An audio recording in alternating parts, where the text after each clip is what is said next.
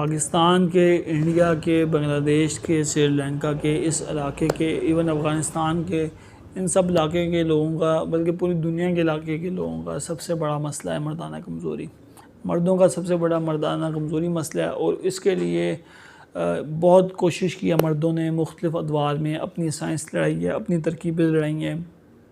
हमारे यहाँ पाक हिंद में एक बड़ी मशहूर चीज़ है जिसको मर्दाना कमज़ोरी के लिए और नफ्स की ग्रोथ के लिए और नफ्स की मोटाई के लिए बड़ा ही माना जाता है और कहा जाता है कि ये बेस्ट है, और वो है सांडे का तेल।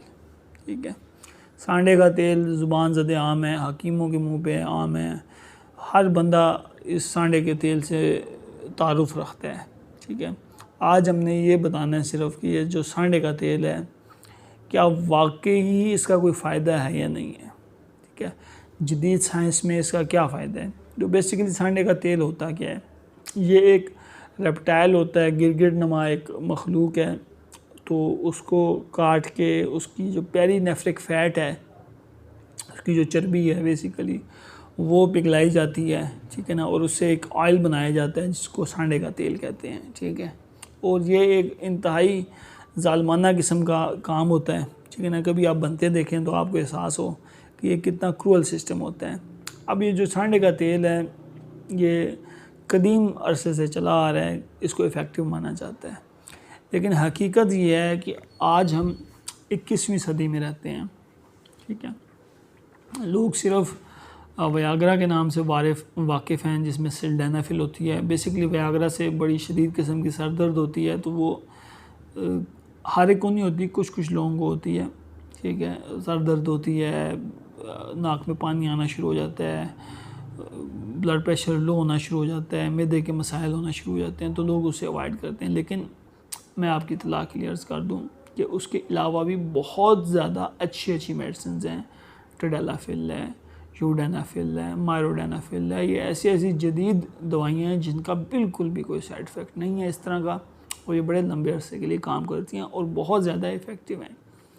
जहाँ तक ताल्लुक़ रहेगी कि पेनिस की ग्रोथ की ताल्लुक़ रह गई, उसकी मोटाई की ताल्लुक़ रह गई, तो आपको ये मैं इत्तला दे दूँ कि दुनिया में कोई ऐसी क्रीम या कोई ऐसी दवाई ईजाद नहीं हुई जो पेनिस का साइज़ ग्रोथ कर दे, जो उसकी विड्थ को बढ़ा दे। पेनिस का साइज़ ज़्यादा करने के लिए एक प्रोसीजर होता है वीवाईप्लास्टी, उससे भी सिर्फ फ्लैसिड लेंथ इंक्रीज़ होती है, इरेक्ट लेंथ इंक्रीज़ नहीं होती।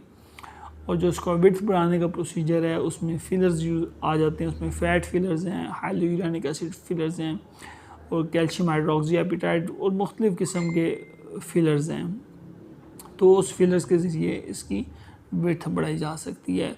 या कुछ इम्प्लांट्स हैं, फॉर एग्जांपल न्यूमा इम्प्लांट्स हैं या पिनाइल इम्प्लांट है, तो इससे भी लेंथ और विड्थ बढ़ाई जा सकती है। अदरवाइज़ कोई भी तेल, सांडे का तेल हो या कोई जैतून का तेल हो या किसी भी किस्म का तेल हो या कोई भी किस्म की क्रीम हो जो ये दावा करे कि इससे नफ्स का साइज़ बढ़ सकता है या नफ्स की मोटाई बढ़ सकती है, तो बिल्कुल ही वो फजूल और वाहियात बात है। इसी तरह कई लोग अजीब व गरीब किस्म की डिवाइसेस यूज़ करते हैं, ट्रैक्शन डिवाइसेस यूज़ करते हैं, तो इन सब में से चीज़ों का यूज़ मिनिमल है। और दूसरी बात यह है कि ज़्यादातर लोगों को पेनिस का साइज़ नॉर्मल ही होता है मर्दों में। जो फ़र्क लगता है वो ये लगता है कि लोग देखते हैं पोर्नोग्राफ़ी, ठीक है ना, जिसको ब्लू फिल्में या ब्लू प्रिंट्स भी कहते हैं। तो जब ये पोर्नोग्राफ़ी देखते हैं तो पोर्नोग्राफ़ी में चीज़ें इन्हेंस्ड होती हैं, काफ़ी ज़्यादा होती हैं, तो बढ़ा चढ़ा के बयान की जाती हैं। वो जो उसमें मर्द होते हैं उनके पेनिसेस के साइज़ बड़े बड़े और मोटे मोटे इसलिए दिखाए गए होते हैं क्योंकि उन्होंने इम्प्लांट डाले होते हैं, इंजेक्शन लगाए होते हैं और पता नहीं क्या कुछ किया होता है। तो लोग उससे, हमारी 90% लोग वो देख देख के अपने आप को अंडर एस्टिमेट करती है। फिर वो हकीमों के पास जाती है, मुख्तलिफ लोगों के पास जाती है, और वो इस चीज़ को फिर सांडे के तेल की तरफ बात निकल जाती है, इस तेल की तरफ बात निकल गई, उस क्रीम की तरफ बात निकल गई। तो मैं आपसे कहता हूँ कोई भी क्रीम यूज़ करने की ज़रूरत नहीं है, कोई भी ऑयल यूज़ करने की ज़रूरत नहीं है। हाँ, जो प्रॉब्लम्स हैं वो मेनली दो ही हैं, ठीक है ना। एक है इरेक्टाइल डिसफंक्शन, जिसे हम मर्दाना कमज़ोरी कहते हैं, यानी कि नफ्स में सख्ती ना आना, अकड़ाहट ना आना। और दूसरा मेजर मसला है प्री मेच्योर एजैकुलेशन, यानी कि टाइमिंग का बहुत कम होना, जिसको सूरत इंज़ाल कहते हैं। एक बंदा 1 मिनट या 1 मिनट से भी कम वक्त में फारिग हो जाता है। तो इन दोनों बीमारियों का बहुत बहुत अच्छा इलाज एलोपैथी में मौजूद है, बग़ैर किसी साइड इफ़ेक्ट के। 21वीं सदी है और ये बहुत एडवांस्ड अब मेडिसिन आ गई हैं, इंजेक्शंस आ गए हैं, प्रोसीजर्स आ गए हैं। तो अब ये जो यूनानी तिब की जो पुरानी बातें हैं, अब हमें इसको छोड़ देना चाहिए, जदीद साइंसी इलाज कराना चाहिए। और ये जो कॉन्सेप्ट है कि मर्दाना मसाइल का इलाज सिर्फ हकीमों के पास है, डॉक्टर्स के पास नहीं है, तो ये भी बिल्कुल गलत और फजूल कंसेप्ट है। बिल्कुल मैं इन तमाम बीमारियों का इलाज करता हूँ और कई लोग मेरे पास आते हैं, यंग पेशेंट्स आते हैं सिर्फ इस वजह से कि वो कहते हैं कि डॉक्टर साहब पीनस का साइज़ छोटा है, इसको बड़ा कर दें या मोटा कर दें। तो सिंपल उनको काउंसलिंग की जाती है। 99.99% सिर्फ समझाया ही जाता है और बताया ही जाता है कि ऐसा कोई प्रॉब्लम नहीं है आपको। कुछ लोगों में वाकई ही इस तरह के जेन्युइन प्रॉब्लम्स होते हैं, जैसे कि वो पेशेंट्स जिनको हाइपोस्पेडियस के साथ कॉर्डी है, तो उनके अंदर पीनस की जो है ना लेंथ वो उस तरह से नहीं आती, उनको ऑपरेटिव प्रोसीजर चाहिए होते हैं। और इस तरह से ही कुछ एक दो एक्सेप्शंस के साथ माइक्रो पीनस के पेशेंट्स आते हैं। कई ऐसे पेशेंट्स होते हैं जो बरिड पीनस के साथ होते हैं। मिसाल के तौर पे इंसान का फ़ैट ही इतना ज़्यादा हो जाता है, उसमें चर्बी इतनी ज़्यादा हो जाती है कि पीनस उसके अंदर धंसा हुआ होता है, तो वो बरिड पीनस का केस हो जाता है। तो कुछ जेन्युइन केसेस भी होते हैं, लेकिन वो 100 में से कहीं या 1000 में से कहीं 2-3 ही होते हैं, ठीक है। इससे ज़्यादा वो पेशेंट्स नहीं होते। ज़्यादातर पेशेंट्स होते हैं मर्दाना कमज़ोरी के, टाइमिंग की कमी के। रोक तो नहीं दी थी? चलो अब दोबारा रोक दो। अब चलो चाह रही है तो मैं कट कर लूँगा, चलो ठीक कट कर लूँगा। तो ज़्यादातर पेशेंट्स होते हैं टाइमिंग की कमी के, मर्दाना कमज़ोरी के, तो उसका इलाज मैं करता हूँ और उसका 100% इलाज एलोपैथी में मौजूद है। तो आप किसी भी किस्म की ऑयल या क्रीम इस तरह की चीज़ें लगाने की ज़रूरत नहीं है। फेसबुक और सोशल मीडिया ऐसी क्रीम्स की, ऐसी दवाइयों के, ऐसे नुस्खों की, ऐसी माजूनों की ऐड से भरा पड़ा है, ठीक है।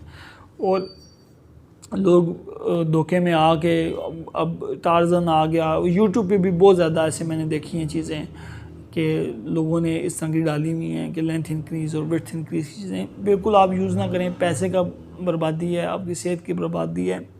जो आपको अल्लाह ताला ने सिस्टम दिया वो नेचुरल है, वो नॉर्मल है। उसको आप अपने जो पोर्नोग्राफी आप देख रही है, आपने ब्लूप्रिंट्स देखे हैं, उसके साथ कंपेयर ना करें। मैं एक सादा एक लोगों को मिसाल के तौर पे समझाता हूँ, ठीक है ना, कि देखें इंसान है, अगर एक अंग्रेज़ है, उसका कान आपसे छोटा थोड़ा सा बड़ा है, उसका नाक आपसे थोड़ा सा बड़ा है, उसकी आँख आपसे थोड़ी सी बड़ी है, उसकी टांगें आपसे थोड़ी सी बड़ी हैं, उसका हाथ आपसे थोड़ा सा बड़ा है, तो ये सिर्फ इस उज़्व में आके एक्सेप्शन नहीं होनी, ठीक है ना। कि ये एक वाही चीज़ थी कि वो उनको ज़्यादा मिल गई है और पाकिस्तान और इंडिया और बांग्लादेश के मर्दों को कम मिली है, ठीक है ना। तो ये आप बेफिक्र रहें, ठीक है ना, इस तरह का कंपैरिजन ना किया करें, ठीक है। और अगर आपको इसके बारे में साइज़ और विड्थ के बारे में शक है तो एक बार किसी डॉक्टर को चेक करा लें, वो आपको बता देगा कि ओके है कि नहीं है। और वहम में और ख़ुद को अंडर एस्टिमेट करने में और अपना कॉन्फिडेंस लूज़ करने में, अपने आप को हकीर जानने में आपका अपना ही नुकसान है। तो इस तरह के सांडे के तेल और बंगाली बाबा और पता नहीं क्या क्या, इन चीज़ों से परहेज़ करें और अपना ख्याल रखें, साइंटिफिक रहें, साइंटिफिक सोचें और साइंटिफिक वे में अपनी ज़िंदगी गुजारें। शुक्रिया, अल्लाह हाफ़िज़।